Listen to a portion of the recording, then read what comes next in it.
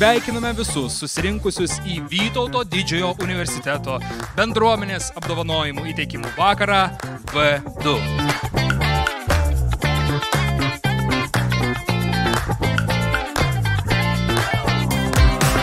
Šiandien esame čia, kad pasidžiaugtume tais, kurie universiteto bendruomenėje tapo sektinais pavyzdžiais kiekvienam iš mūsų.